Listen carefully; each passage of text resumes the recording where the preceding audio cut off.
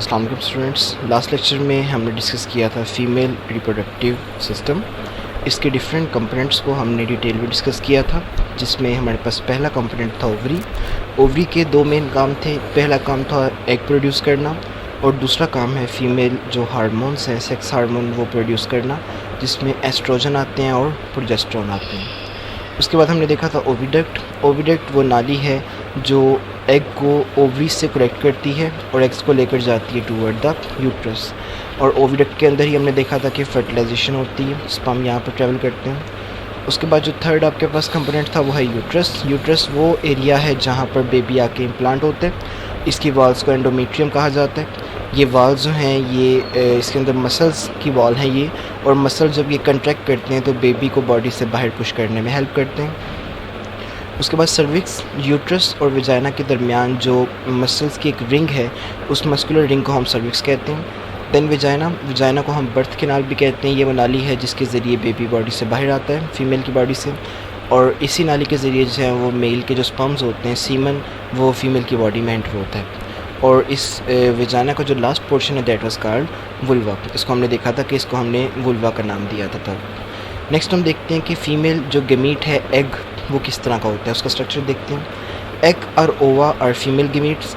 एक फ़ीमेल की बॉडी में जितने भी एग पूरी लाइफ टाइम में उसके बनने होते हैं, वो ऑलरेडी उसकी बर्थ के दौरान उसकी बॉडी में प्रेजेंट होते हैं।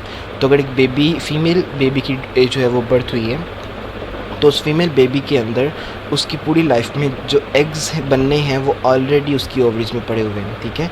तो a female mammal is born with all the potential eggs she will ever have.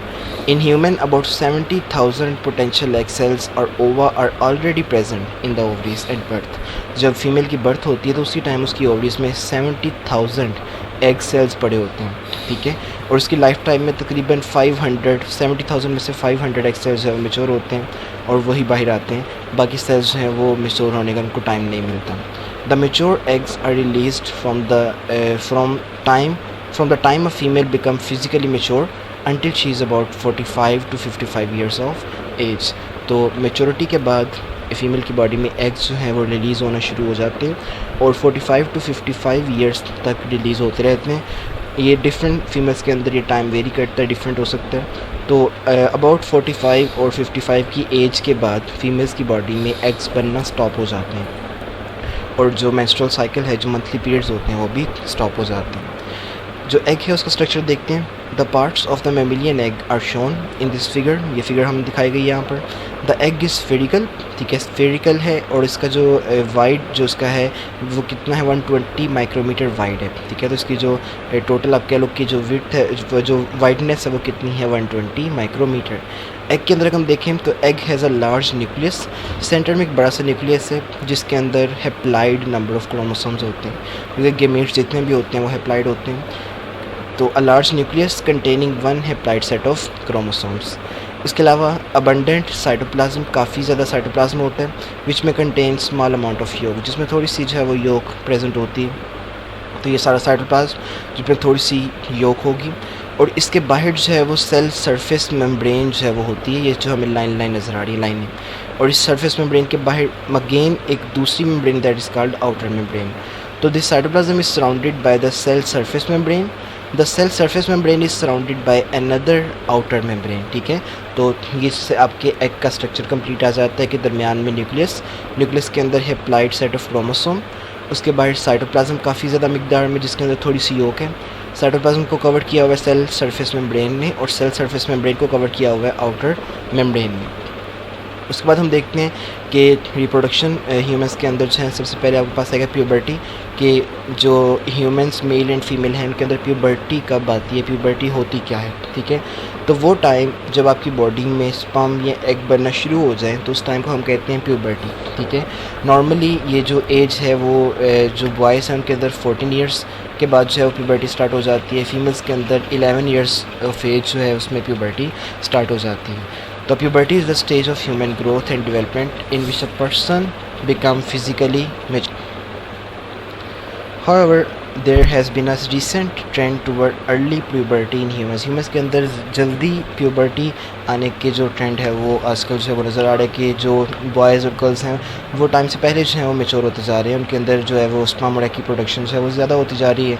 ये डिपेंड करता है न्यूट्रिएंट्स पर, तो ज़्यादा बेटर न्यूट्रिएंट्स, जितनी न्यूट्रिशन बेटर होगी उतनी प्यूबर्टी जो है वो जल्दी आ सकती है। तो ये भी एक रीज़न है। बॉयज़ के अंदर प्यूबर्टी के साइंस क्या होते हैं कि फेस के ऊपर हेयर्स आना शुरू हो जाते हैं, pubic region between legs hairs आना शुरू हो जाते हैं, और अंडर आर्मपिट्स बगलों में जो है वो हेयर्स का आना।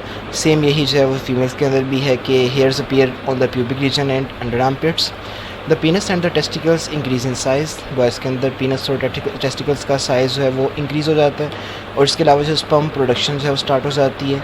लेडिंग्स जो हवा का वॉइस बॉक्स है आपकी बॉडी में, आपके गले में, वो एनलार्ज हो जाता है ताकि जो आवाज़ है वो ज़रा बड़ी हो जाए, ठीक है। फीमेल्स के अंदर जो ब्रेस्ट है और यूट्रस एनलार्ज हो जाते हैं।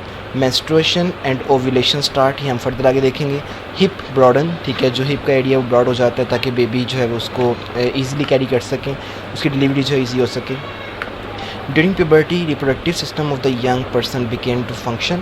The sex organs mature and begin to produce gametes. Many other changes also appear in the young person's body at the puberty. These changes are called secondary sexual characteristics. इसके बारे में हमने पहले देखा था कि आपकी बॉडी में सेकेंडरी सेक्शुअल कैरेक्टरिस्टिक्स हैं वो शो होना शुरू हो जाते हैं, ठीक है, जो सेक्स हार्मोन्स के नतीजे में निकलते हैं। The female sex hormones are called estrogen and progesterone. तो फीमेल सेक्स हार्मोन्स को जो है वो हम एस्ट्रोजन और प्रोजेस्ट्रॉन कहते हैं, जो पीछे हमने देखा था ओवरीज प्रोड्यूस करती हैं, and are made by ovaries. और जो मेल सेक्स हार्मोन्स है दैट इज़ कॉल्ड टेस्टोस्टेरोन, और ये कहाँ से प्रोड्यूस होते हैं, आपके टेस्टिस से। उसके बाद जो नेक्स्ट टॉपिक हमारे पास आता है that is called menstrual cycle.